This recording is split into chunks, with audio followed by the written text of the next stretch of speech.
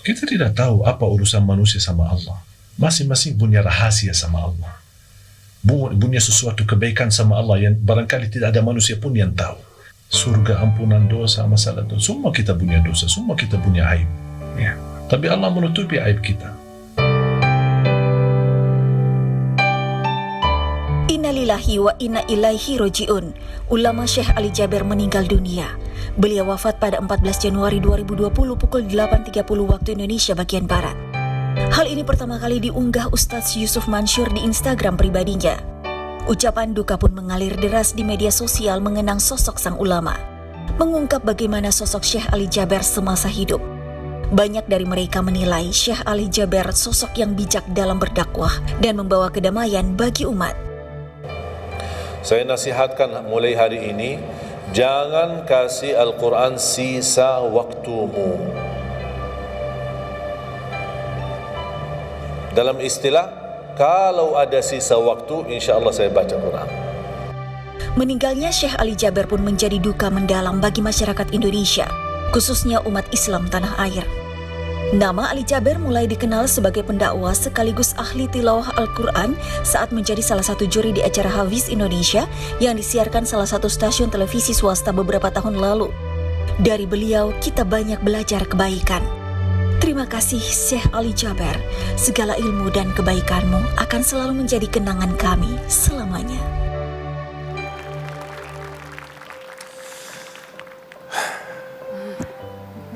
Saya mau nanya, waktu salat di belakang gimana?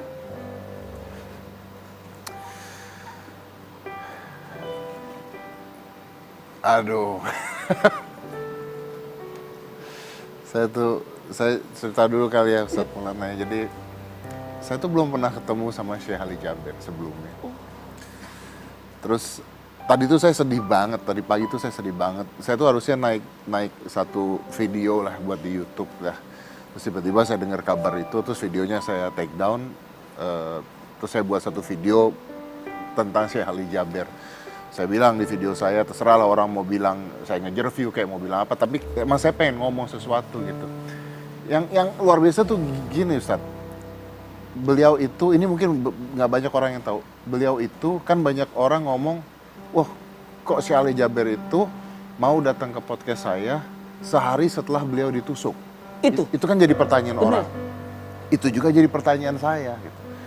Jadi ketika beliau datang itu dengan tangan yang masih ditutup, dibungkus, tuh saya tanya sama beliau, Syekh, kenapa Syekh bersedia untuk datang? Terus tahu nggak sih jawaban Syekh Ali Jaber? Itu jawab begini saya, oh saya harus. Kenapa harus ya? Karena kalau tidak Indonesia bisa perang. Hanya karena satu orang manusia ditusuk. Ya Allah. Hanya karena saya ditusuk.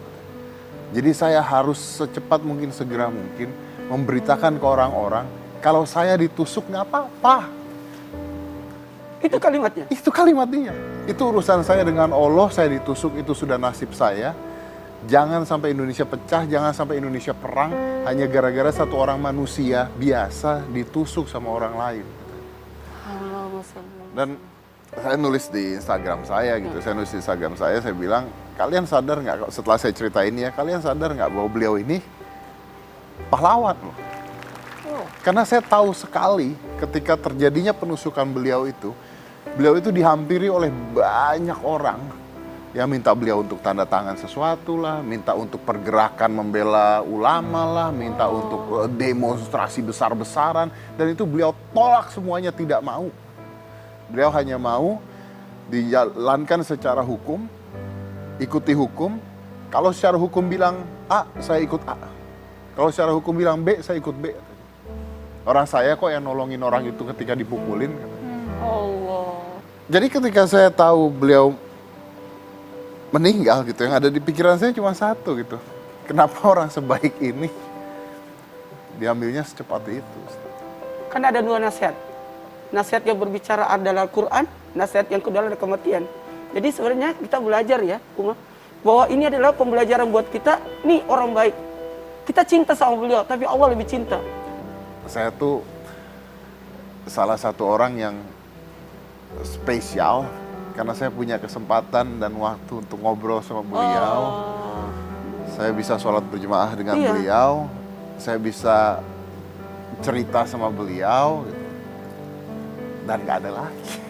Ya, sosok Syekh Ali Jaber itu semua orang kehilangan sosok beliau karena sebenarnya beliau mengajarkan tentang dakwah yang santun, dakwah yang penuh dengan kelemah lembutan. Beliau pemersatu umat, sehingga itu yang membuat banyak orang kehilangan akan sosok beliau. Ki, tahu nggak? Ini nggak tahu ya saya ngomong begini baik atau buruk, tapi saya harus ngomong gitu. Tadi siang itu saya ngelihat berita dan akhirnya saya cek Instagramnya Rachel V-nya. Kan Rachel V-nya itu kemarin baru saja heboh karena membuka hijab. Ternyata di Instagramnya Rachel V-nya itu dia bikin cerita tentang Syekh Ali Jaber gitu. Dan kata-katanya itu adalah dia kehilangan sekali. Terus Rachel V-nya tuh ngomong bahwa Syekh ini adalah salah satu orang yang menguatkan saya. Ketika saya dihina orang, ketika saya dikata-katain, dia tidak menghakimi saya katanya. Jadi saya tuh sempat ngomong sama Syekh, jadi dia sempat bilang, oh saya akan menasihati, tapi dengan cara yang baik. Saya tidak akan ngata-ngatain, saya nggak akan menghina, karena saya nggak akan tahu endingnya seperti apa. Dan yang menarik kan, saya cuma lihat kenapa saya harus ngomong itu, karena saya melihat sebuah paradigma. Kan harusnya ketika seseorang yang terjadi melepas hijab itu bertentangan, kalau kita bicaranya analoginya saja.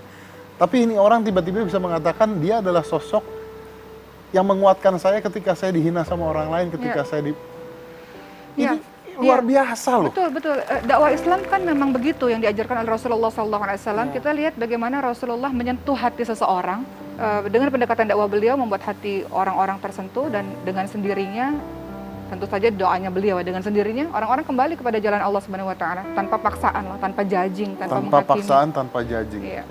Jadi ketika beliau wafat, ketika saya nonton video itu, saya merasa bahwa ini tanggung jawab generasi berikutnya untuk mewujudkan cita-cita beliau, untuk mengisi Indonesia ini di seluruh bidang pekerjaannya diisi oleh orang-orang yang cinta Quran. Kalau dia cinta Quran, dia takut pada Allah. Tapi menarik sekali kata-kata cinta Quran. Bukan kata-kata membawa satu agama tertentu. Bukan. Orang-orang yang cinta Quran. Beliau tidak menyebutkan orang-orang Muslim dipenuhi dengan orang-orang Islam penuhi. Karena orang-orang Quran yang cinta Quran. Cinta Quran. Karena Quran itu hudan linnas, petunjuk bagi manusia. Ini menariknya begini.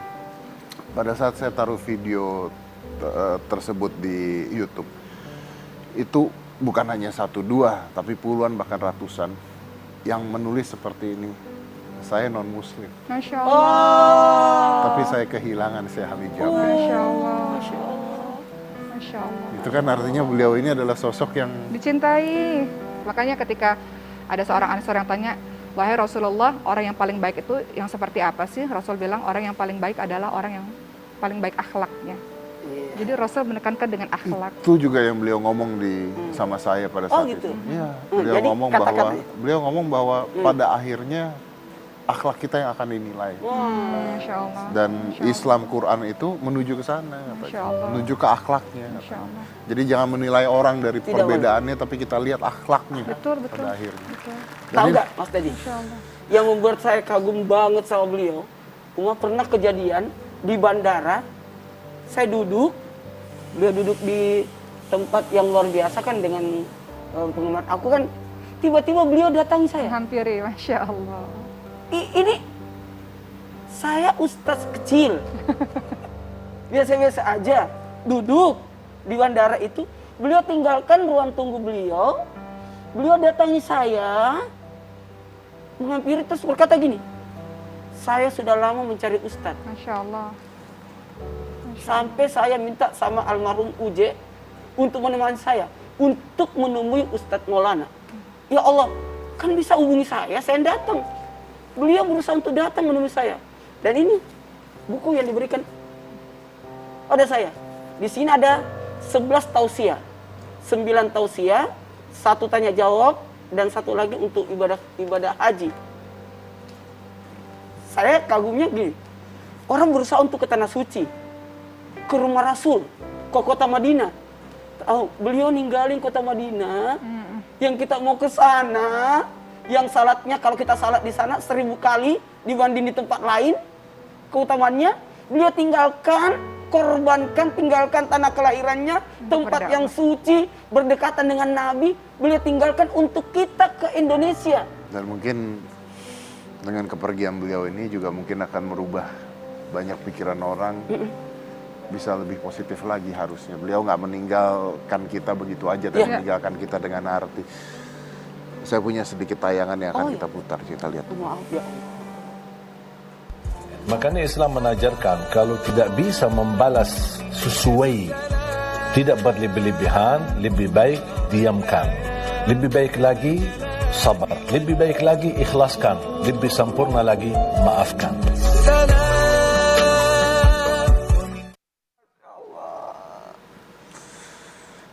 Kita akan Insya kembali Allah. setelah yang satu ini, jangan mana-mana, tetap di Deddy's Corner.